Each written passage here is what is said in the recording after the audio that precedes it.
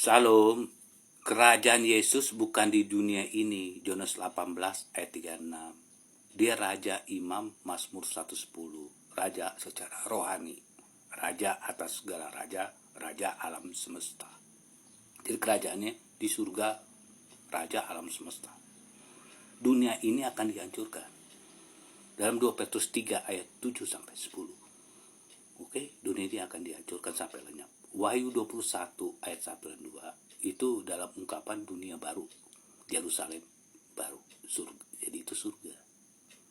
Oke, jadi Yesus datang tidak menginjak bumi ini di dalam 1 Tesalonika 4 ayat 16 sampai 17. Karena sekali lagi kesalahan gereja-gereja yang berkali-kali saya ajarkan, tidak tahu bahasa, perumpamaan atau simbol. Anda lihat di dalam Wahyu 14 ayat 1, contoh ya. Lalu aku melihat sesungguhnya anak domba itu berdiri di gunung Sion dan bersama dia 144.000 di gunung Sion, seolah-olah menginjak bumi di gunung Sion. Kalau Anda lihat 1 Korintus 4 ayat 6 menafsirkan satu ungkapan, jangan melampaui dan tulis. Jadi kita lihat ayat paralel. Jadi biblical gitu. Dalam metodologi fakultas filsafat teologi jurusan biblical seperti itu. Dalam Ibrani pasal 12, gara-gara simbol-simbol ini, jadi Anda memulihkan kerajaan Kristus di bumi, terutama Protestan Amerika ini, sehingga kembali kepada abad pertengahan, pulihnya kepausan Roma. Ibrani pasal 12, di ayat 22, sungguh, tetapi kamu sudah datang ke bukit Sion, kota Allah yang hidup, Yerusalem surgawi, beribu-ribu malaikat, dan kepada jemaat anak sulung. Lihat, di mana dikatakan bukit Sion itu Yerusalem surgawi, sama dengan Wahyu 21 ayat 1 dan 2. Dunia baru. Jadi bukan bumi kita ini. Oke? Itu Wahyu 14 ayat 1. Dididik di bukit Sion. Kalau Anda mau lihat Zakaria pasal 14, ini kan ayat-ayat yang dipakai gereja-gereja sebenarnya. Jadi raja di bumi kan. Zakaria pasal 14, ini bahasa ungkapan ayat 4. Pada waktu itu kaki akan bertumpu di bukit Zaitun sebelah terhadap dengan Yerusalem di sebelah timur. Inilah raja Yerusalem, katanya kan. Kayak begini kan pendeta-pendeta Amerika kan. Kalian di kampus universitas mana sih teologi kalian? Saya lihat di YouTube perdebatan mau bikin hari Minggu pembukaan gereja karena Yesus adalah raja dunia ini. Saya melihat kesalahan Alkitab kalian membaca. Jadi di sini kita lihat di Bukit Zaitun, kemudian di Zakaria pasal 14 ayat 7, perhatikan. Pada waktu, tapi akan ada satu hari yang diketahui Tuhan tanpa siang atau malam, di waktu malam pada terang. Ada satu hari. Itu bicara Wahyu 20. Dalam Mazmur 90 ayat 4, bagi Tuhan 1000 tahun waktu seperti kemarin. Itu pengadilan hari perdamaian. Waktu Yesus datang, penebusan. Itu di awan-awan dia. Nanti kapan-kapan kita bicara Wahyu 20. Itu mesti durasi panjang di Facebook. Jadi Zakaria pasal 14 ini, itu merujuk kepada Wahyu 21. Anda boleh lihat di Wahyu pasal 21. Ya, Wahyu 21 ayat 22. Kota itu tidak menundukkan matahari, bulan, menyinarinya, bangsa-bangsa akan berjalan dalam cahaya, pintu-pintu gerbangnya tidak akan ditutup sepanjang hari, sebab malam tidak akan ada lagi di sana. Ini bicara apa? Bicara Yerusalem surgawi, dunia baru. Wahyu 21 ayat 1 dan 2 dan 23 sampai 24. Jadi tidak ada lagi malam. Di Zakaria 14 ayat 4 dan 6. Yesus berdiri di Bukit Zaitun sama dengan Wahyu 14 ayat 1 di Bukit Sion. Itu suatu ungkapan Yerusalem surgawi. Ibrani 12 ayat 25 sampai. Anda lihat itu. Zakaria 14 ke Wahyu 21 semua. Nah, itu sebabnya Yesus itu bukan raja secara sekuler para pendeta di Amerika, sehingga kalian memulihkan kepausan Roma yang pernah terjadi abad pertengahan bukan soal hari Minggu ini. Kemudian Yesus kalian tidak akui dalam keadaan sebagai manusia yang bilang Kristus. Ya, Paus dia diakui dalam internal dia sebagai Allah. Nah, kalau hari Minggu tanda kekuasaan kepausan dengan negara, bukan proses yang dianiaya lagi. Itu sebabnya ketika pekabaran nubuatan Yesus sambil berjalan ke Yerusalem bersama murid-muridnya, aku akan dibawa para imam dan dibunuh. Pada hari ketiga aku akan bangkit.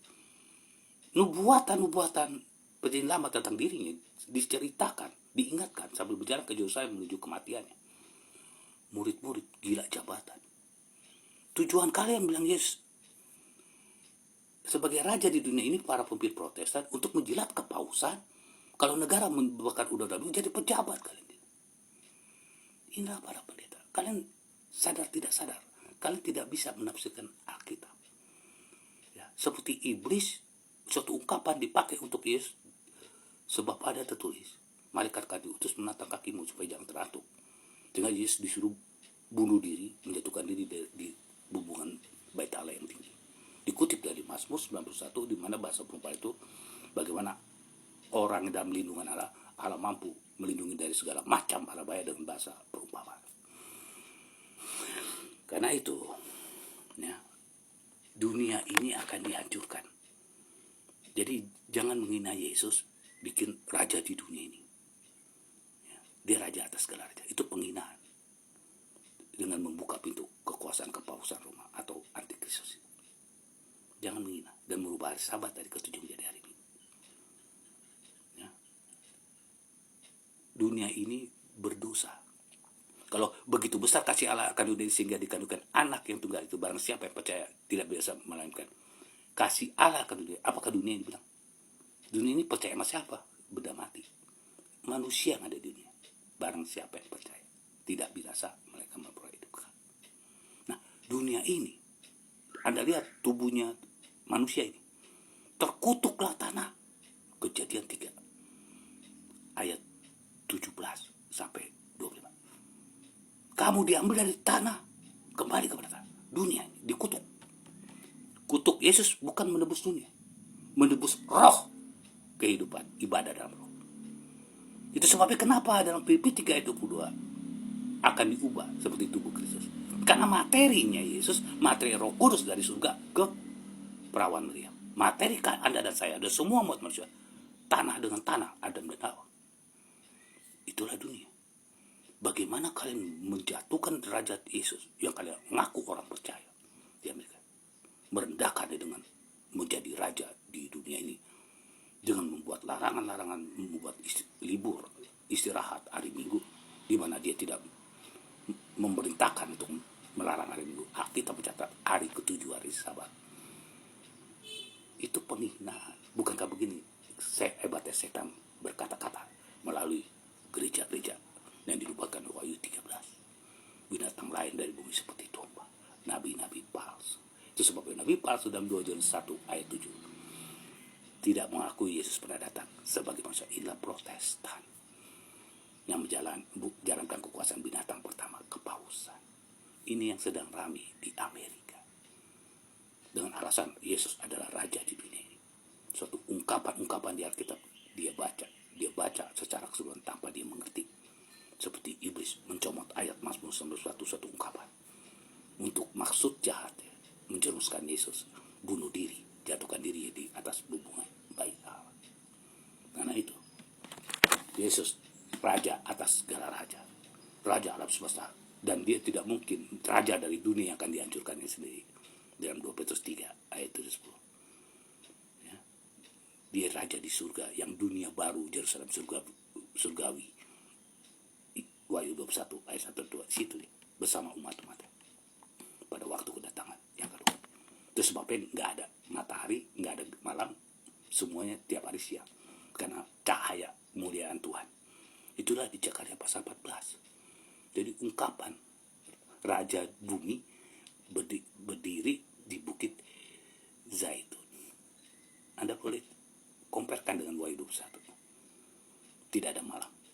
Karena itu kembali pelajari Alkitab para pendeta-pendeta khusus di Amerika sebelum kalian membuka jurang penganiayaan Irak Roma yang telah terputus sejak tahun 1798. Oleh karena kalian bersumber kepada buku-buku teologi ataupun bapak bagi ataupun organisasi kalian masing-masing, sehingga kalian lari dari tujuan Tuhan.